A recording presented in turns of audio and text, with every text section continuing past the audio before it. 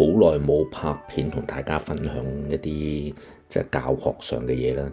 嗱，如果跟開我上堂嘅學生都知道，其實我自己就依家唔喺香港噶啦，所以我其實都會接觸到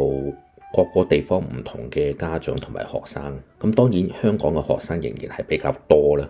我哋即係接觸開唔同類型嘅學生、唔同地方嘅學生同埋家長咧，我哋都會感覺到大家嗰個文化嗰個差異。其實相對嚟講咧，香港人相對即係如果譬如話呢啲教學呢啲咁樣嘅我哋所謂交易啦，其實係已經算係大家個相處係比較容易話為一啲，即係譬如話起碼大家約時間上堂方面係會比較守承諾一啲啦，即係比較少話成日改嚟改去，又成日請假咁樣。咁當然間中譬如話唔舒服病咗，或者佢學校有啲活動要求調時間嘅，咁其實耐唔耐都有，甚至乎我自己都有啦。突然間有一啲活動啊，或者有啲演出啊咁樣，我都可能會調一調時間。但係香港嘅家長相對嚟講係會都算係叫做有禮貌同埋有常識嘅啦。有啲地方就唔係啊嘛，唔好講咩地方啦，即係有一啲家長就係好似老馮咁樣，佢嗰個時間唔得嘅話，咁佢會問你，不如你同另外個家長調時間啦，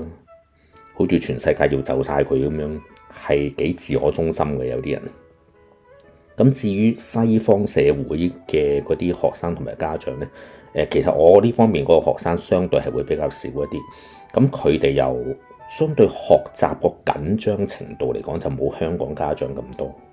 其實佢哋好似補唔補習都冇乜所謂，或者學唔學樂器都冇乜所謂咁樣，上下唔上下咁樣。咁呢個就另作別論啦，即係佢唔會話喺嗰個學習嘅過程或者交錢嘅過程裏邊令你有好多咩困擾，但係只以佢哋教佢哋嚟到維生嘅話咧，你就真係咁。所以嗱，唔好講話教學生啊或者補習呢啲咁樣，其實一般大家個來往個交易方面，可能自己係香港人啦，咁大家習慣咗個文化係點樣，個相處係點樣，咁始終都係覺得香港人嗰個同佢哋交易啊、來往啊、教學啊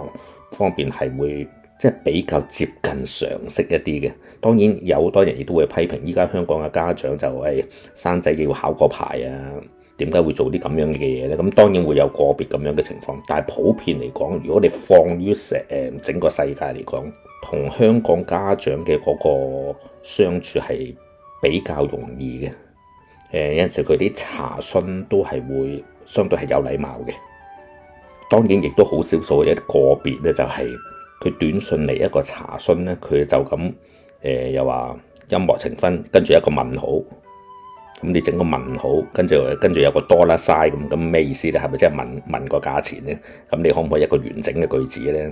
即係當然個別有啲咁做一個查詢都好似咁懶咁冇禮貌嘅呢啲，就當然好少數啦。咁但係大多數咧，絕大多數香港嘅家長都係好有禮貌、好客氣、好斯文，甚至乎佢未曾知道我係邊個都好啦，都係佢向你查詢嗰陣都係有個尊敬嘅態度，有個尊重嘅態度。咁當然有陣時候，譬如話一啲家長提出一啲問題咧，譬如話可唔可以一兩堂就同你溫晒個呈分試嗰啲嘢啊，跟住上幾個月就同你考到5級嘅樂器啊嗰啲，呢啲我哋作為老師聽嘅上嚟就話，有冇搞錯啊？你自己有冇衡量過你個小朋友嘅能力啊？你知唔知其實學呢啲嘢其實都係要有一個過程，唔係話就咁三言兩語就得㗎。你學樂器係要練嘅喎，你就咁幾個月係咪真係可以考到級嘅？咁當然佢哋係為咗慳錢，佢唔想俾咁多學費，喺短時間裏邊就可以達到佢嘅目的。咁個別的確係會有啲比較短視嘅一啲要求，但係亦都有好多佢哋唔會話好介意話要上好多堂，要俾好多學費。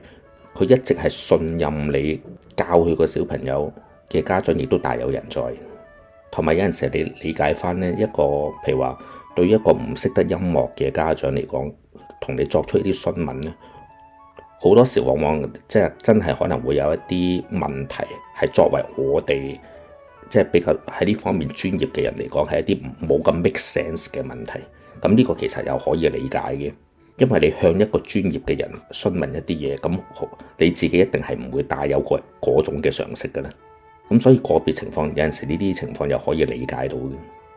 好，大致上嘅分享係咁多啦。